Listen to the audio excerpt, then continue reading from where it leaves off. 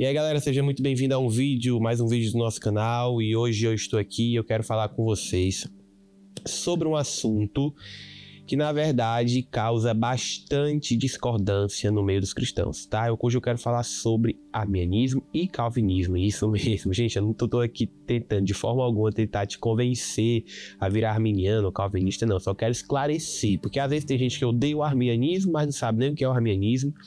Tem gente que odeia o calvinismo, não sabe nem o que é o calvinismo. Então eu quero aqui, para que você não tenha mais dúvidas, nem se confunda mais sobre esse assunto, esclarecer para você o que é isso. Não tenho a intenção de tentar te converter ao arminianismo ou ao calvinismo, eu só quero conversar com você sobre esse assunto para te esclarecer teologicamente o que é isso. Hoje nós vamos falar sobre o arminianismo e depois nós vamos fazer um outro vídeo sobre o calvinismo no mesmo caráter desse aqui. Então já começa a compartilhar para aqueles teus amigos que sempre estão em debate sobre o que é isso, tá bom?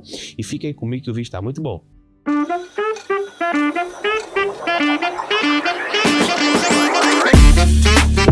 Pois bem, gente, vamos começar falando sobre Jacó Armínio, que foi o cara que pensou, que começou a ensinar o arminianismo.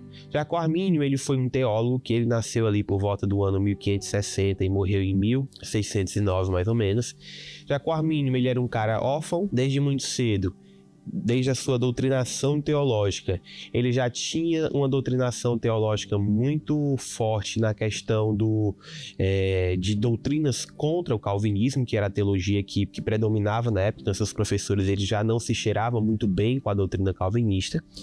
E assim ele foi sendo construído teologicamente até que chegou o momento que apareceu a oportunidade dele ser professor de teologia numa das principais universidades lá da Holanda. Ele já era, se eu não me engano, ele já era pastor também. E foi aí que ele começou a ensinar mais essa visão que hoje nós conhecemos como arminiana. Foi aí que ele começou a ensinar mais essa visão que a gente conhece como arminiana, que se contrapõe ao calvinismo, que depois foi sistematizado. Então, assim, para resumir basicamente o que é que Armínio defendia, Armínio, ele acreditava que uma vez que Deus quer que todos os homens sejam salvos, ele envia o seu Espírito Santo, tá? Para que atrair os homens a Deus, certo? Até aí não parece muito diferente, né? Até o ponto de que todos os homens que Deus quer que todos sejam salvos, que a Calvin vai discordar um pouco disso, mas vamos deixar esse pro próximo vídeo. Então Armínio, ele acreditava que todos os homens, que Deus quer que todos os homens sejam salvos. Pede-se universalismo? Não é isso que Armínio estava dizendo. Ele acreditava que Deus quer que todos os homens sejam salvos.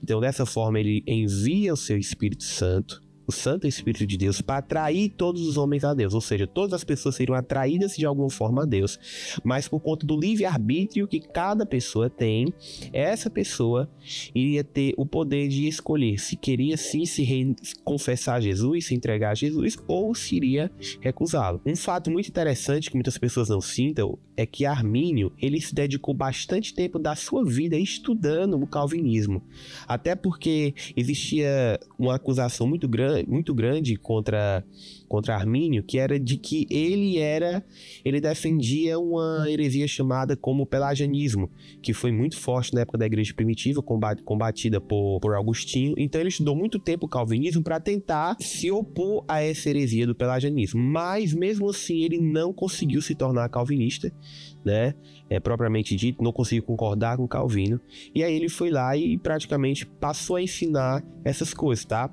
Então, basicamente o que era que Armínio ensinava? Armínio iria dizer basicamente que o homem colaborava com a sua salvação.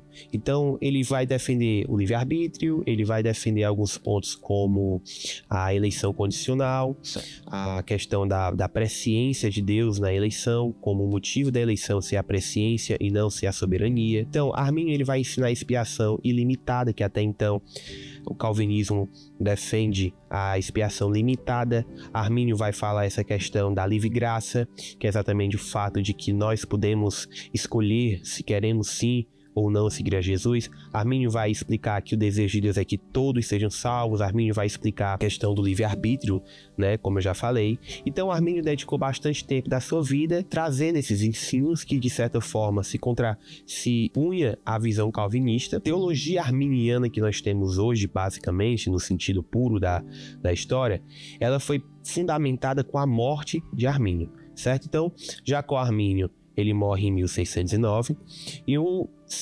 teólogo chamado Simon, que era um dos seus discípulos, ele faz a seguinte coisa: ele sistematiza a teologia arminiana. O que é sistematizar uma teologia?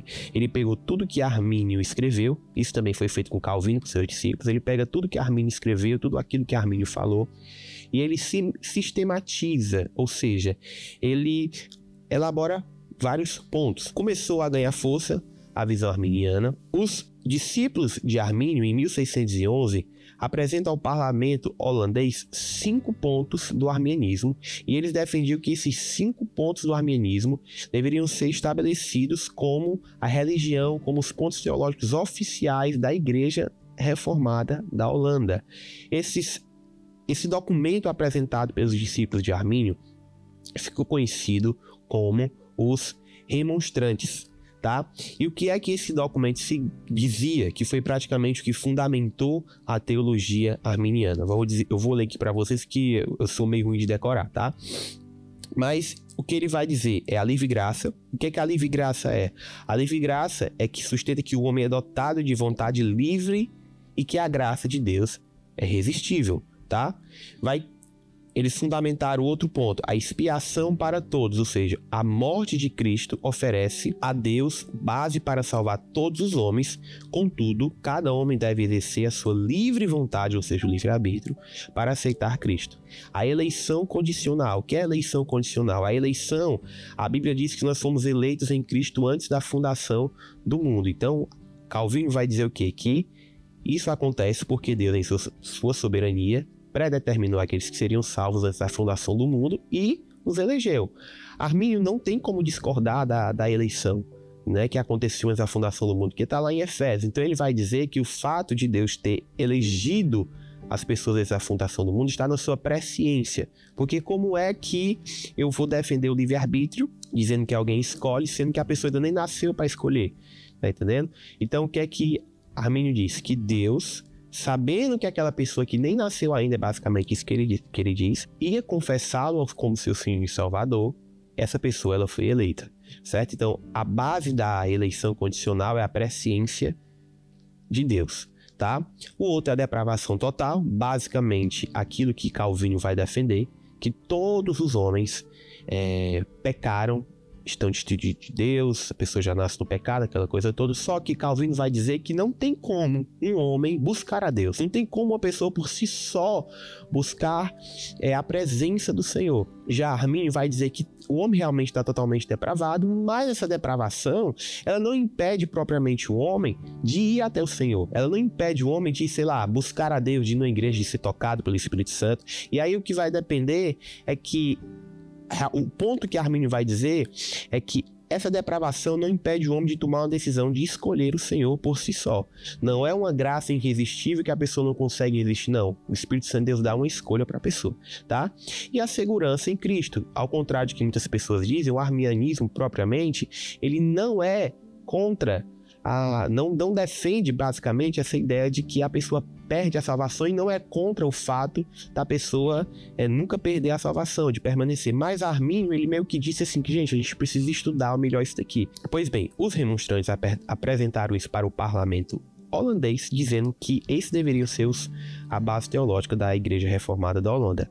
Por sua vez, os contra-reformantes surgiram, ou seja, eram teólogos calvinistas, né, que se opunham a essa visão dos arminianos, dos remonstrantes que surgiram ali. Então, com isso surgiu como se fosse um concílio que ficou conhecido como Sínodo de Dort.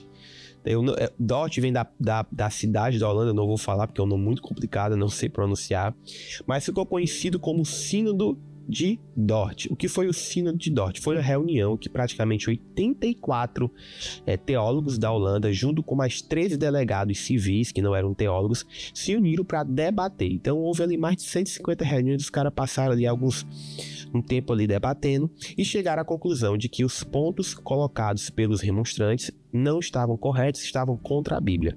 Com isso, os contra-remonstrantes, que eram os discípulos de Calvino, estabeleceram, em resposta aos 5 pontos arminianos, os 5 pontos do calvinismo, que é o que predomina hoje para a maioria dos teólogos calvinistas, que é exatamente a depravação total, a eleição incondicional, ou seja, não a soberania de Deus, a expiação limitada, né, que se chama expiação eficaz, que Deus morreu eficazmente por todos aqueles que ele predestinou, que ele escolheu, tá? A graça irresistível, ou seja, não se pode resistir à graça de Deus, e a perseverança dos santos, ou seja, não se perde salvação. Esses 5 pontos do calvinismo que nós conhecemos hoje foram eleitos somente depois da fundamentação teológica dos remonstrantes, que eram os defensores e seguidores de Armínio, tá bom? Então, se você gostou desse vídeo, essa é um pouco da história do arminianismo. No próximo vídeo nós vamos estar falando sobre o do calvinismo, como